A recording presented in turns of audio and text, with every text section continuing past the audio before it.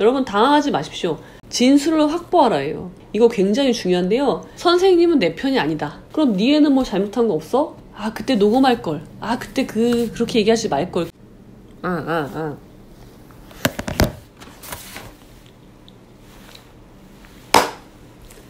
예, 여러분 안녕하십니까? 오늘은 즐거운 화요일입니다. 자, 오늘은 학교 폭력에 대해서 좀 말씀을 나눠보려고 해요. 자, 여러분들 이제 자녀가 있으신 분들은요, 저도 이제 자녀가 있지만, 아이가 학교에서 맞고 왔다. 이례적으로 맞는 건 차라리 괜찮은데, 지속적으로 특정한 아이가 내 아이를 괴롭힌다. 그랬을 때 이 부모로서 가슴이 미어지고 걱정이 되잖아요. 어떻게 대처해야 될 것인가? 요즘은 옛날 같지 않아서 제가 학교 다닐 때만 해도, 저는 국민학교를 졸업한 사람인데요. 그때만 해도, 그때도 물론 괴롭힘이 있었죠. 근데 학교폭력이라는 용어는 없었어요. 이게 무슨 학교폭력위원회가 열리고 학교폭력 신고를 하고 위원회가 열려서 어떤 보호조치를 받는 그런 건 없었단 말이에요. 근데 요즘은 이제 그렇게 절차들이 흘러가잖아요. 그래서 내 아이가 괴롭힘을 당해, 아니면은 괴롭힘을 당했다고 모함을 받을 수도 있죠. 반대 입장에서. 그런 경우에 어떻게 대처해야 할 것인가에 대해서 말씀을 드릴 거예요. 이름하여 학교폭력 10계명을 말씀을 드릴 겁니다. 한번 여러분 하나씩 들어보세요. 자녀가 아직 없으신 분이라고 하더라도 곧 내 일이 될 수가 있고 내 조카의 일이 될 수도 있으니까 유심히 들어보시기 바랍니다. 첫 번째, 언제나 모든 일이 발생했을 때 첫 번째는요, 형사든 민사든 뭐 학교폭력이든 뭐든지 간에 첫 번째는요, 무조건 당황하지 마세요예요. 여러분 당황하지 마십시오.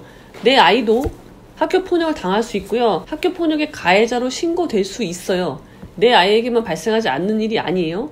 호들갑을 떨면 안 된다는 얘기예요. 자, 진정을 하고 이제 내가 해야 될 일이 무엇인지를 하나하나 짚어 나가야 되는 거예요.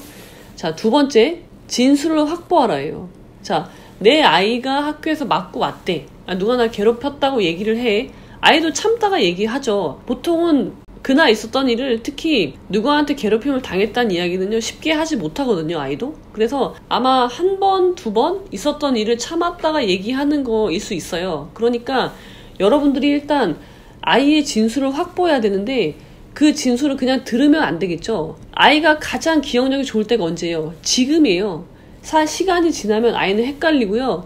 주변에서 누가 어떤 이야기를 강하게 하면은 그게 맞나? 내가 잘못 생각하고 있나? 라고 할 수가 있죠. 그러면 어떻게 되냐면 생각이 바뀌어요.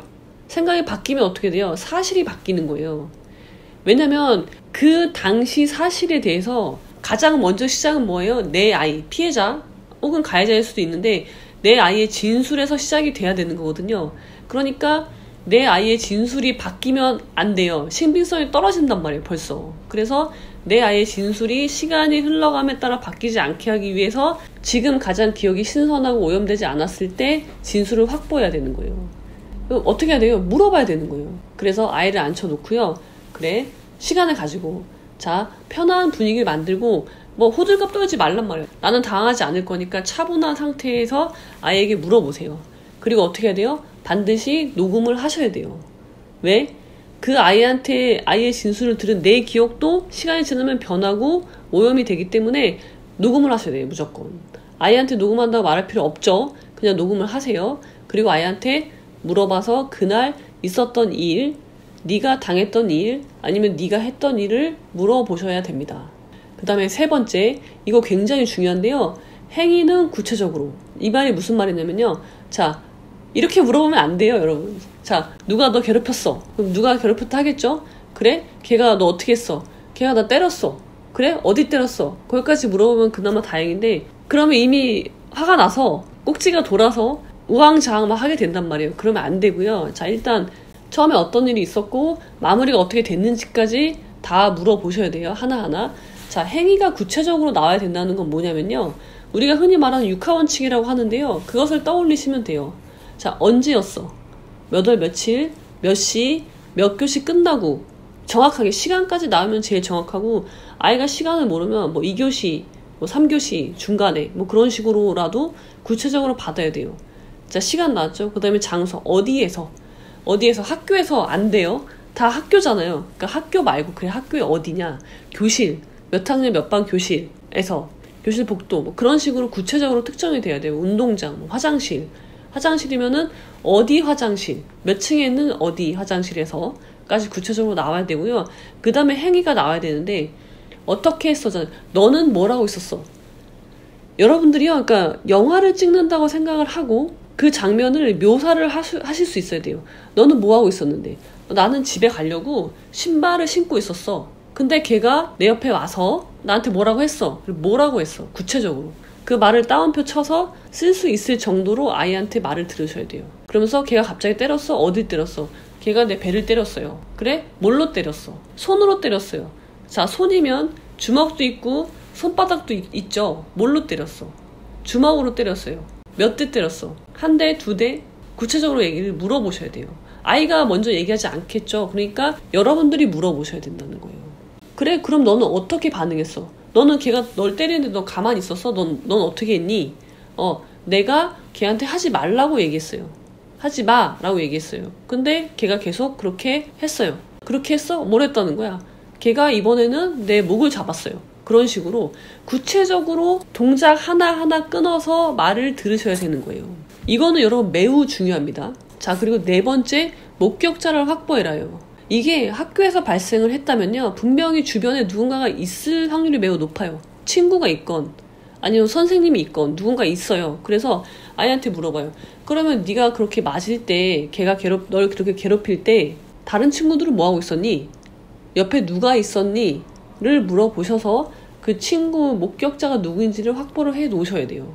아니면 다른 친구들도 집에 가려고 뭐 신발을 신고 있었는데 좀 거리가 있어서 아마 못 들었을 거예요 라든지 그런 식으로 물어보셔서 진술을 받으셔야 되고요. 녹음을 하셔야 되고요. 그리고 혹시 그 전에도 걔가 널 괴롭혔니? 그런 것도 같이 물어보셔야 됩니다. 그 다음에 다섯 번째, 이것도 중요한데요. 선생님은 내 편이 아니다. 자, 우리가 선생님이 마치 내 편인 것처럼 선생님한테 막 하소연을 하는 분들이 있어요. 그러시면 안 됩니다. 경찰도 내 편이 아니고 선생님도 내 편이 아니에요. 어떤 선생님의 경우는요, 귀찮아하시는 선생님도 있어요. 내 반에서 학교 폭력이 발생하는 것 자체가 귀찮은 분이 있어서 어떤 경우에는 학생들한테 학교 폭력으로 이거를 피해자인 학생한테 야, 그거 그냥 별거 아닌데 너네 부모님이 너네 엄마가 되게 유난스럽다 라고 얘기하시는 선생님도 있어요.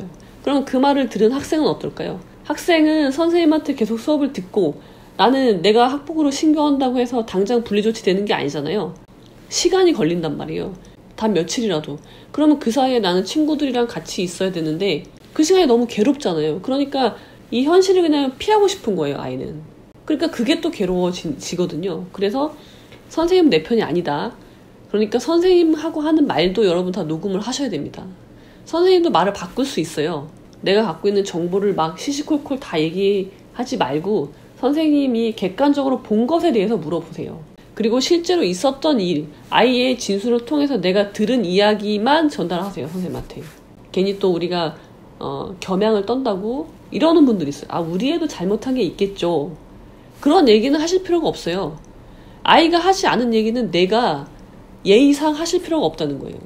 이제는 정확히 사실만 오고 가야 되는 상황인 거예요. 선생님조차도.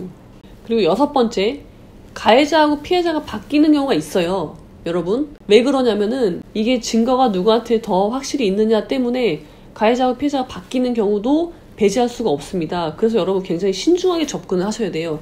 내 아이가 맞았으니까, 내 아이가 맞았고 그걸 목격한 애가 있으니까 내 아이가 100% 피해자야. 그것은 끝나기 전까지는 알 수 없는 거예요. 항상 그런 가능성을 염두에 두고 신중하게 접근하셔야 돼요. 그 다음에 일곱 번째, 자, 이제 합의를 시도하겠죠. 자, 이 과정들이 다 끝나면 이제 상대방 가해자 부모님이랑 연락을 취해서 선생님을 매개로 해서 연락을 하든 해서 이제 사과를 받아야 될 거 아니에요. 사과를 받고 이제 합의서를 작성하게 되겠죠. 그때도 이제 합의서라는 서류를 남겨두는 게 중요하겠죠. 거기에는 학교 폭력에 대한 그런 내용도 들어가는 게 좋을 거예요. 그렇게 합의 시도를 해서 서류로 남겨놔요. 그 다음에 여덟 번째, 이제 학교 폭력이 신고하는 단계예요. 합의가 안 돼. 여러분, 상대방이 오히려 쌍방이라고 주장하면서 그럼 네 애는 뭐 잘못한 거 없어? 라고 하면서 적반하장으로 나오는 부모도 있습니다. 그럼 어떻게 해야 돼요? 그러면은 그냥 가만히 있어야 되나요? 그때는 나도 어쩔 수 없이 학교폭력 신고를 하게 되는 거예요. 그래서 상대방이 합의할 의사가 전혀 없는 사람이다. 그럴 때는요, 여러분 주저하지 말고 그냥 학교폭력 신고하셔야 돼요. 내가 우리 아이가 받은 이 피해를 내가 참고 넘어가겠다라는 마음이 아니면 그 다음 절차는 학교폭력 신고예요. 이게 선빵을 날려라 라고 말을 할 수도 있는데 이게 왜 그러냐면은 내가 피해를 받았잖아요. 그러면은 그 다음에 해야 되는 건 당연히 법적인 절차를 통해서 구제를 받는 거예요. 그게 합리적인 사고의 흐름이에요. 그래서 먼저 신고를 한다는 게 뭐 결정적인 건 아닌데 먼저 신고를 하는 것하고 저쪽이 신고를 해서 내가 신고를 하는 것하고는 약간 받아들이는 게 다르단 말이에요. 그래서 내가 이 문제를 덮고 넘어갈 게 아닌데 상대방이 사과를 하지 않아. 그리고 쌍방이라고 주장을 한다면 여러분들이 다음에 하실 일은 뭐예요? 학교폭력 신고하는 거예요. 주저할 필요가 없는 거죠. 자, 그 다음에 8번째. 가능하면 공정한 기관에 맡기세요. 그러니까 좀 더 상위 기관에 맡기세요. 학교에서 처리할 수도 있고요. 아니면은 교육청에 처리할 것을 요청할 수도 있는데 학교보다는요, 여러분. 학교는 굉장히 재미있는 곳이고요. 어떨 때는 굉장히 이상한 곳이라서 사실 관계가 뒤바뀌는 경우들이 있을 가능성이 있어요. 그러니까 그런 영향력을 배제하기 위해서는 가능하면 교육청으로 올라가는 게 더 좋죠. 그래서 교육청에서 처리하는 조사 자체는 학교에서 한다고 하더라도 위원회는 교육청에서 열리는 게 조금 더 공정하겠죠. 그 다음에 9번째, 이것도 중요한데요. 이제 학교폭력이 신고가 되고 하면 소문이 날 거예요, 학교에. 그랬을 때 내 아이가 혹시 이 사실을 가지고 친한 친구한테라도 얘기를 하면 어떻게 되겠어요? 그게 또 다른 문제를 야기할 수 있단 말이에요. 내 친한 친구야. 그래서 얘한테 제가 나 괴롭혀서 내가 제 학교폭력으로 신고했어. 그래서 그런 이야기를 굳이 할 필요가 없죠. 그래서 내 자녀에게 그런 부분은 주의를 줄 필요가 있어요. 어디 가서 그런 얘기 하지 말아라. 그냥 일상적인 학교 생활을 할 수 있도록 뭐 학교폭력 신고했다. 뭐 위원회가 열릴 거다. 그런 이야기를 내 아이가 다른 학우들에게 친구들에게 이야기하지 않도록 굳이 그렇게 해서 분란을 다시 만들 필요가 없잖아요. 그래서 그런 부분은 주의를 줄 필요가 있습니다. 그리고 마지막으로 10번째는요. 진실은 없다예요. 여러분, 진실이 뭐예요? 진실이라는 게 뭔가요? 우리가 알고 있는 역사 있죠, 역사. 우리가 뭐 세계사, 한국사, 세계사 배우는데 우리가 과거에 가서 그걸 봤어요? 그런 일이 있었는지 보지 않았죠? 뭘로 추정하는 거예요? 당시의 기록, 뭐 조선 왕조 실록 그런 것들. 그 다음에 발견되는 유물들을 가지고 그 당시에 이런 일들이 있었구나 라고 우리가 추측하죠. 역사적 사실이에요. 근데 그런 일이 진짜 있었는지 알 수 없어요. 왜냐면 그 기록이라는 건 누가 쓰는 거예요? 남겨진 자가 쓰는 거죠. 그러니까 승자가 쓴다고 하잖아요. 승자의 관점에서 본 사실이에요. 그 역사책이 그 실록이라는 것 자체도 피해자의 입장에서 쓴 게 아니잖아요. 그렇다면 뭐예요? 지금 이것도 마찬가지예요. 누가 쓴 거예요? 지금 이 학교폭력이라는 사건은 과거의 일이죠. 아무도 그 현장에 있지 않았어요. 물론 피해자, 가해자가 있었죠. 목격자도 있다면 목격자도 있는 거죠. 근데 두 사람은 동일한 일을 겪었는데 두 사람이 보는 사실은 다른 거예요. 그러면 뭐가 사실이 되겠어요? 실체적 진실이라는 건 있을 수가 없단 말이에요. 제3자가 판단한 사실만이 남을 뿐이에요. 그러니까 진실이라는 건 있을 수 없는 거예요. 여러분이 그렇게 접근을 하셔야 돼요. 여러분들이 이렇게 생각을 하신다면 제가 방금 말씀드린 9가지가 얼마나 중요한지 아실 거예요. 아이의 진술을 확보하는 거, 진술이 변하지 않게, 그리고 목격자 확보하는 거, 그리고 녹음하는 거, 진술을 녹음하는 거. 그것이 얼마나 중요한지 아시게 될 겁니다. 그때 녹음할 걸. 그때 그렇게 얘기하지 말 걸. 그러지 마시고 주의하시라고 말씀을 드린 거고요. 자, 그래서 지금까지 학교폭력 10계명에 대해서 말씀을 드렸고요. 여러분의 자녀가 건강하고 안전한 학교 생활을 즐길 수 있기를 진심으로 기원 드리고요. 자, 그럼 행복한 학교 생활을 꿈꾸며 오늘은 여기까지.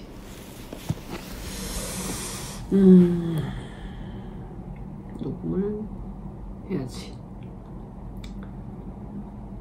녹음기가 들어갔냐?